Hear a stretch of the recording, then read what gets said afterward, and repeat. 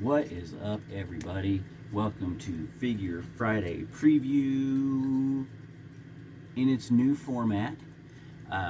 Rather than me just rambling on about the characters, I'm still going to ramble, but I'm going to give you 5 interesting facts about that character. And what I want you to do is drop in the comments your guesses, and we'll see if you got it right. Now, I'm going to show you the same wheel spin that I've been doing at the end of the video, so make sure you watch that so you can make sure you got it right, or if you weren't right, or if you didn't know, we'll still find out together. I will show you the figure, and he's around here somewhere. He's off camera, so you can't get him that way. But let's get this new thing started, and we'll see how it goes. Fact number 1. This character, in his backstory, was a blacksmith for the village in which he resided. That's very vague, I know. Number 2.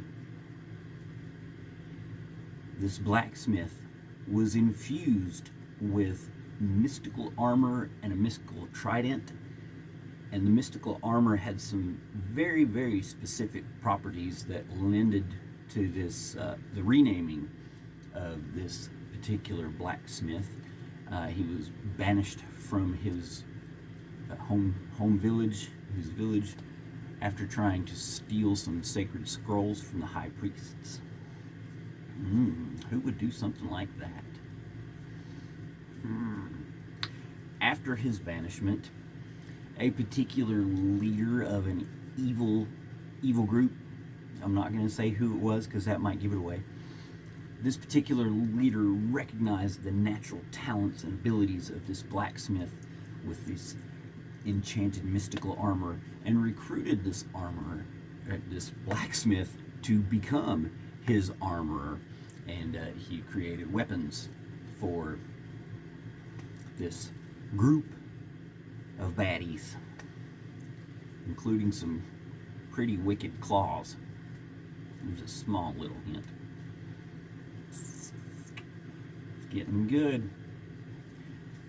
Fact number 4.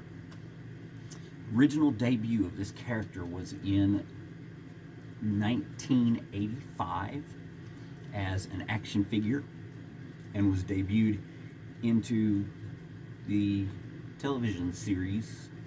It was an animated series shortly after the figure's release. Fun sub fact here: in the animated series, this character was given this absolutely ridiculous voice. It's almost robotic, and it changes all the time, and it's just really weird.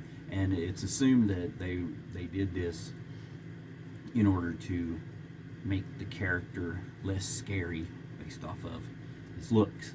Okay, now this is still part 4. We're doing some sub facts in this one, but that's okay. This animated series was rebooted in 2002, and this character was left out of the reboot. Not in the toy line, not in the series, just completely left out. And in 2021, just last year, it was announced that there was going to be a continuation of this series, and it was going to come to a grand close. And this character made a debut in 1 episode. Not really a debut because he's been around already, but this character was in 1 episode of this continuation many, many, many years later. Now, that should be some good enough hints, but I'm going to go ahead and drop the obvious one. Hint number 5. This character originated in Masters of the Universe. He-Man. Dun, dun, dun, dun, dun. You don't want to hear me sing it, but I'm going to do it anyway. I know that's not right. But anyways, so those are your 5 clues. You can pause the video now if you want to muddle your brain. Don't Google. No Google. Just guess. See if you can figure out who it was. And we're going to do the wheel spin in 3, 2, one, spin that wheel.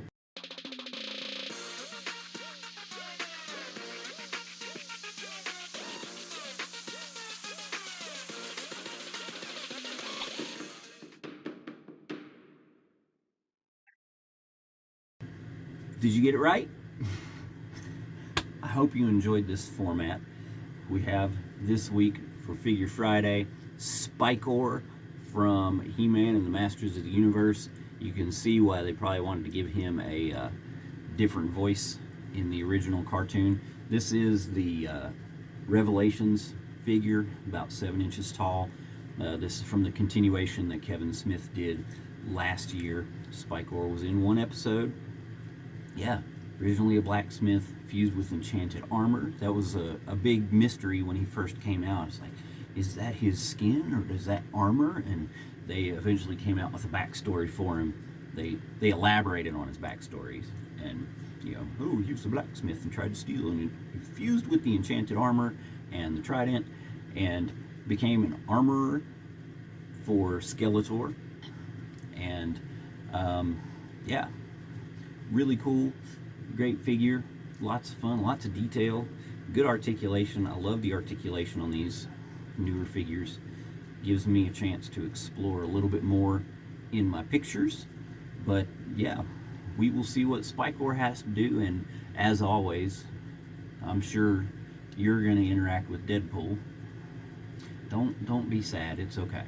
All right, we'll see you tomorrow over on Facebook and Instagram for Figure Friday pictures with Spikor.